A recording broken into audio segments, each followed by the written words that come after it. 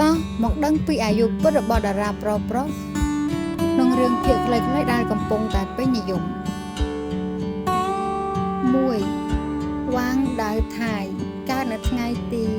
12ខែវិច្ឆិកាឆ្នាំ1988មានអាយុ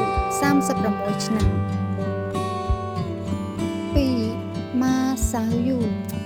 កើតនៅថ្ងៃទី16ខែសីហាឆ្នាំ1999មានអាយុ25ឆ្នាំ 3. វ៉ាងណាតកើតនៅថ្ងៃទី24ខែមករាឆ្នាំ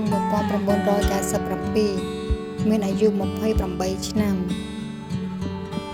4. ហឹងហ្វុងកើតនៅថ្ងៃទី17ខែមីនាឆ្នាំ1998មានអាយុ27ឆ្នាំ 5. សៅគីជុនកើតនៅថ្ងៃទី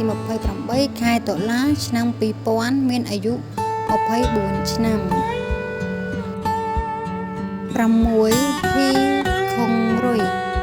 កើតនៅថ្ងៃទី29ខែសីហាឆ្នាំ1997មានអាយុ27ឆ្នាំ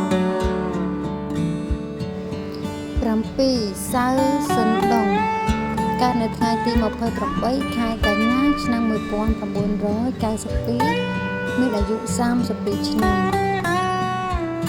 អរគុណបងប្អូនទាំងអស់គ្នាដែលបានទស្សនាសូមជួយចុច